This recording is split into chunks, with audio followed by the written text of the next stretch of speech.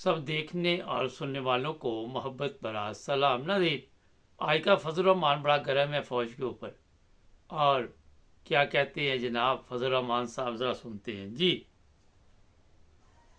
पाकिस्तान जब बना है तो तुम्हारा किरदार पाकिस्तान को तोड़ने में है, पाकिस्तान को बनाने में नहीं है। सन 1971 में 90,000 से ज्यादा फौजी एक हिंदू के सामने सरनगू हुए। तुम्हारे किरदार ने हमारी नाक काटी थी।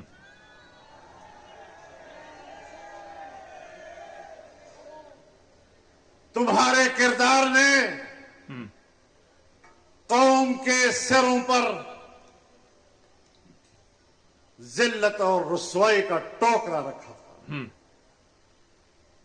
हम भी आपको जानते हैं और आप भी हमें जानते हैं। और तुम अगर वर्दी पहनकर मुझ पर कोई रोब डालने की कोशिश करते हो तो मैं आपको बताना चाहता हूं कि तुम सारे मिलकर भी मेरे जिस्म पर रूह तक नहीं रेंगती।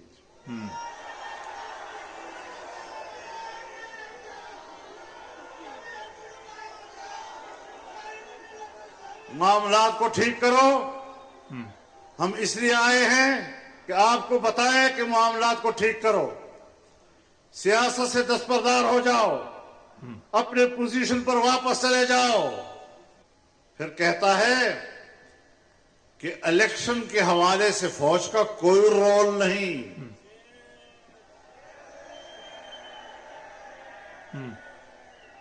मैं भी आपको बताना चाहता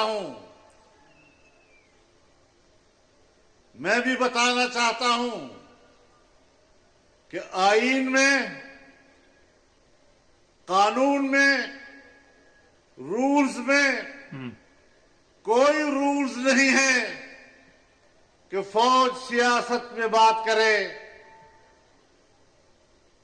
और मैं भी मानता हूं कि आईन और कानून के रूह से तुम्हारा कोई रोल नहीं, लेकिन ये सारा रोला ही तेरा है।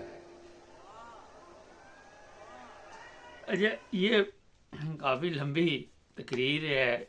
आजकल आए दिन इस तरह के बयानात फजल रहमान की तरफ से जारी किए जा रहे।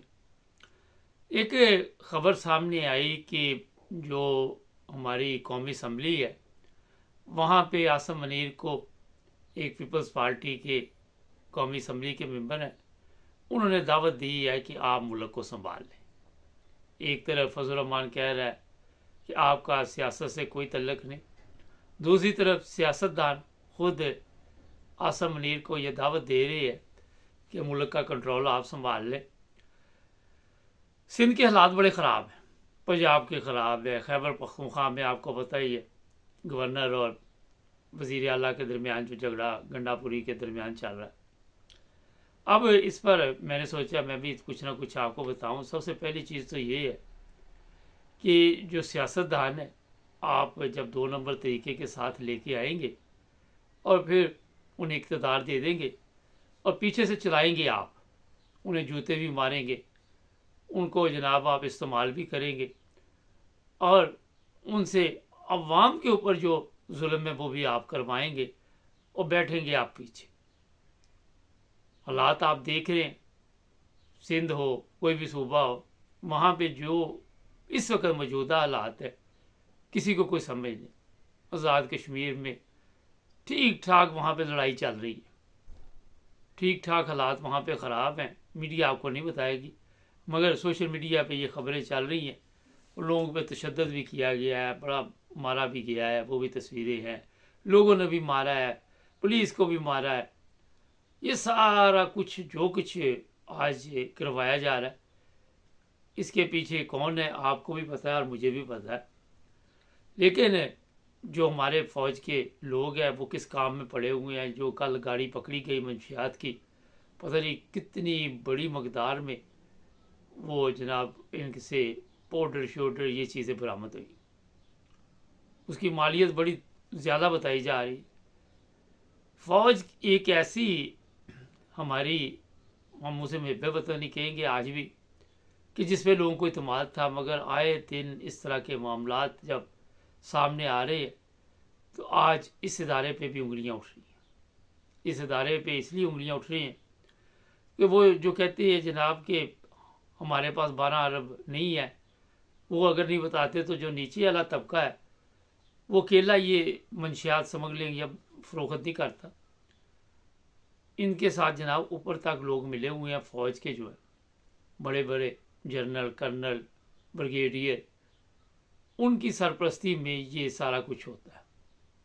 कभी ये डीजल चोरी करते हैं, वहाँ पे इनकी वीडियो लीक हो जाती है, कभी कहीं पे, और एंड पे आपको ये पता चल जाएगा कि DG ISPR ने ये कह रहा है कि फ़ौज अपना एहतसाब खुद करेगी। क्योंकि ऐसे केस भी सामने हैं कि बड़े बड़े लोग जो फ़ौज के हैं उनके ऊपर भी चोरी के इल्ज़ामात हैं, मगर कोई पूछने वाला नहीं। फजल रहमान की तकरीर आपने सुनी, मगर इस पर कोई इत्मीनान नहीं करता, फ़ौज पे कोई इत्मीनान नहीं करता, आपके सियासतदानों पे कोई इत्मीनान नहीं करता, सदर पे कोई इत्मीनान नहीं करता, किसी इदारे पे कोई इत्मीनान नहीं करता। और ये नहीं कि अवाम नहीं करती, ये भी एक दूसरे के ऊपर इत्मीनान नहीं करते, ये भी डरते हैं कि कोई टीका ना लगा जाए, किसी पे कोई भरोसा नहीं। जो कुछ भी ये भी फजल रहमान आइन और कानून की बातें कर रहा था, ना तो वहाँ पे कोई आइन है, ना वहाँ पे कोई कानून है। और ये मैं आपको बता देता हूँ कि इसी तरह अगर सिलसिला चलता रहा आगे, सिस्टम चलाने की कोशिश की जबर, जुल्म और ज़्यादती के साथ, तो किसी दिन पूरे मुल्क के जो हालात होंगे वो मुझे बताने की ज़रूरत नहीं, आपको खुद पता चल जाएगा। कभी ये सोशल मीडिया के ऊपर हमले कर देते हैं, कभी ये वहाँ से लोगों को उठा लेते हैं, कभी ख़वातीन को उठा लेते हैं, और जो मसाइल हैं उसकी तरफ तवज्जो नहीं देते। भी बाबा आपने इतने सालों से ये कर ली सियासत, छोड़ दो, अब जो भी हो गया मिट्टी डालो, दो एक साफ शफाफ पहले वहाँ पे लोगों का एहतसाब हो, जो सियासतदान है जो इस काबिल हों कि वो पाकिस्तान की हालत बेहतर कर सके। पहले तो उनका भी एहतसाब हो, जज ऐसे हों, सारा कुछ हो, तो जनाब फिर जाके कहीं पे देखे। आपको मैं बताओ कितने लोगों को ये बाहर से लेते हैं, कभी कोई कंपनी आ रही है, कभी कोई कंपनी आ रही है। आपको पता होगा वो बेनज़ीर जब कत्ल हुई थी तो इंक्वायरी के लिए इंग्लैंड की पुलिस गई थी, तो यहाँ से चाइना से इंग्लैंड से कोई 20-30 जज लेके बैठा दो वहाँ पे अदालतों में, आपके मुल्क का सिस्टम ठीक हो जाता है, आपके मसाइल हल हो जाते हैं, कर्जे शर्जे लेने की आपको ज़रूरत नहीं होगी। वैसे तो गुलामी कर रहे हैं ना, वैसे भी तो कौम पूरी को आपने गुलामी पे लगाया हुआ है, तो ये रास्ता क्यों नहीं आप अख्तियार करते? चाइना से पकड़ो कोई 20-30 50 100 500 भी लेना पड़े जज, तो उनको कोई यार हमारे पास तनख्वाह कम होगी लेकिन आप यहाँ पे आ जाओ, जितनी तनख्वाह आप देंगे उससे उनको कोई 5-10 साल के लिए यहाँ लेके आओ ना। तो आपके ये जज नीचे से लेके ऊपर तक एक भी बंदे की औलाद है, और ना इदारों में कोई ऐसे इंसान बैठे हुए हैं जो मुल्क को ठीक करें। आपका अदल का निज़ाम ठीक हो जाए, आपका इलेक्शन भी ठीक हो जाएगा, आपका सब कुछ ठीक हो जाएगा।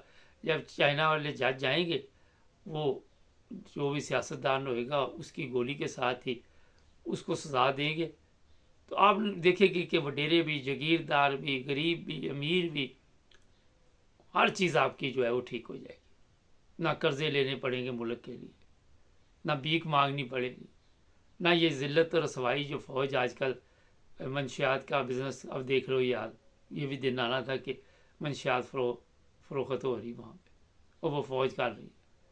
नशे पे पता नहीं फ़ौजी लगे हुए हैं, या वहाँ पे आप इंक्वायरी करें तो पता चले शायद फ़ौजी भी इसी काम पे लगे हुए। तो जंग काल को कोई हमला हो गया, अपनी आवाम को तो आप मार लेते हैं, फैंटी लगाते हैं। अगर खुदा खासा को मुल्क हमला कर देता तो फिर क्या करोगे? तो ये वाला मेरा आखिर पे जो मशवरा है, अगर ये मान लें, मानेंगे नहीं, ये बड़े ठीक है। ये मुल्क इन्होंने आधा गवा दिया था लेकिन अपने आप को ठीक नहीं किया। देखते क्या बनता है। सब्सक्राइब करें, जुड़े रहे हमारे साथ।